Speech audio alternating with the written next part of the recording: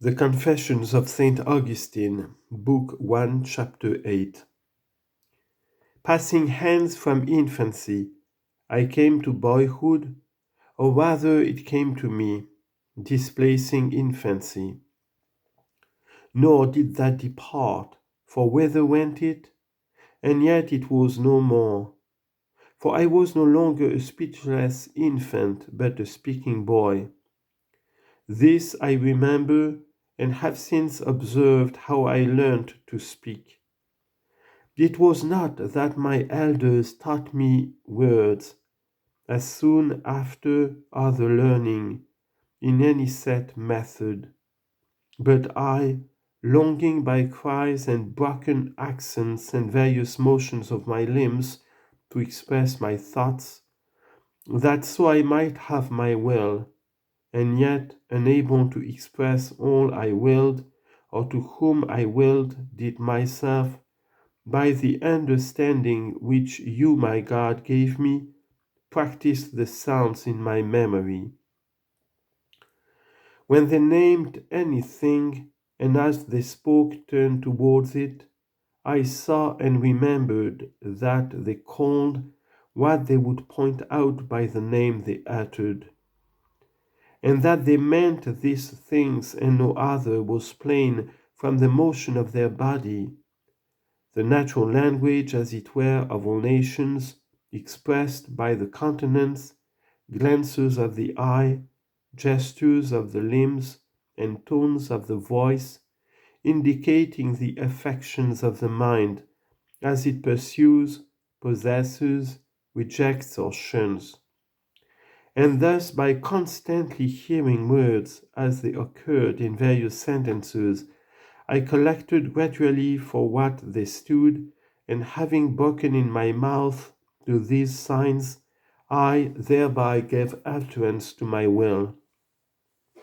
Thus I exchanged with those about me these current signs of our wills, and so launched deeper into the stormy intercourse of human life, yet depending on parental authority and the beck of elders. Chapter 9. O God, my God, what miseries and mockeries did I now experience when obedience to my teachers was proposed to me as proper in a boy, in order that in this world I might prosper and excel in tongue science, which should serve to the praise of men and to deceitful riches. Next I was put to school to get learning, in which I, poor wretch, knew not what use there was, and yet if idle in learning, I was beaten. For this was judged right by our forefathers, and many, passing the same course before us, framed for us weary paths, through which we were fain to pass,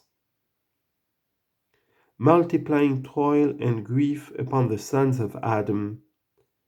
But Lord, we found that men called upon you, and we learned from them to think of you, according to our powers, as of some great one, who, thou hidden from our senses, could hear and help us.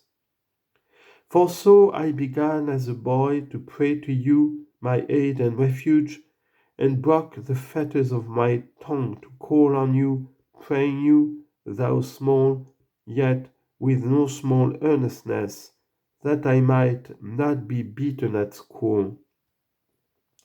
And when you heard me not thereby giving me over to folly, my elders, ye my very parents, who yet wished me to no ill, mocked my stripes, my then great and grievous ill.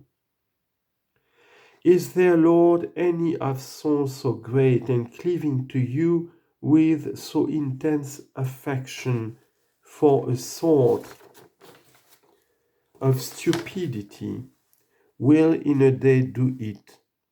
But is there anyone who, from cleaving devoutly to you, is endued with so great a spirit, that he can think as lightly of the racks and hooks and other torments, against which throughout all lands men call on you with extreme dread, mocking at those by whom they are feared most bitterly, as our parents mocked the torments which we suffered in boyhood from our masters?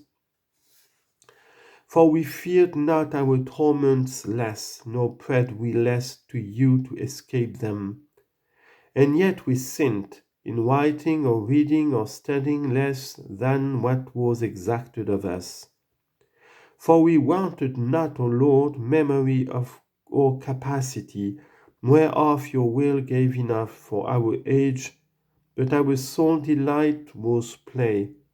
And for this we were punished by those who yet themselves were doing the like.